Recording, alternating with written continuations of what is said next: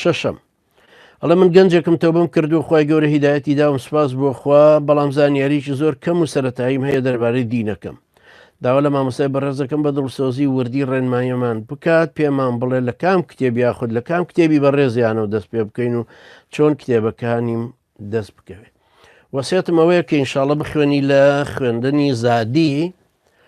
زانکۆی ئازادی دراساتی ئیسلامی کە مختصرەکە بێ بە زادی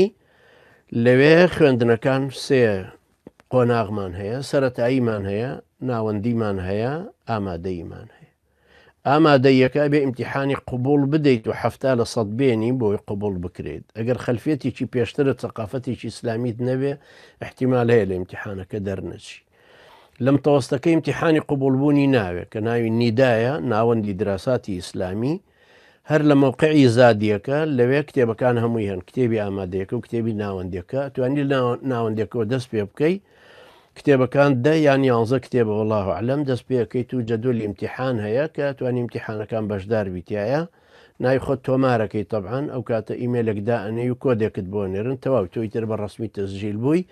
ئەجا ئیمتیحانەکان هەموو مانگەیەکە هەر مانگە و ئیمتیحانێکە تۆ سەیری جەدوەلەکەکەی بۆ نمونە مانگی داهاتوو لە 26 سەیە مەسەلەن بڵێن ئیمتیحانی فلان مادێ تەواو لێستا و سەعیەکەی خۆت حازرەکەی ئەو ڕۆژە سەعات 9 بە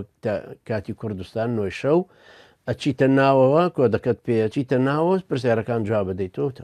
چاو پرسیاری یەکەمت جوابدایەوە ئەو دقەیەکی بەدانراوە تۆ چاوەڕێ ئەوە ناکەی دقەکەتەوە بێت پرسیارەکە جوابدای بچۆرە سەر دووەم سێم چوارم لەوانەیە بە 20 دقە 25 دقە جوابی هەمووی بدەیتەوە وەسێتیشم ئەوەیە خۆت هاندەی بۆ خوێندنەکە تەشجیع بە لەسەری بەنسبەتی کتێبەکانی شەو تەبان لەوێ کتێبەکان ئەوەی تایە ئێمە وامان داناوە منهەجەکەی کە ئیمامی شافعی ڕەحمەتی خوای لەوێ ئەفەرمێ عیلم دوو فەرزە فەرزی عین و فەرزی کیفایەکیشان ئەفەرمێ فەرزی عینە لەسەر یەکێکی مسلمانان کە فێر ببێ ئێمە ئەوەی کە جەنابی خوا لێ ڕازی بێ دایناوە کە فەرزە لەسەر مسلمانان تەبان عولەمای تریشە لەسەری دواون ئەوانەمان کردو بە منهەج کە ئەو کەسەی بێ بۆ ئامادەی ئامەدی ئیسلامی بیخوێنە لانی کەم ئەو عیلمە شەرعیانە هەمووی ئەخوێنێ کە فەرزی عینن لەسەری والله ئەعلەم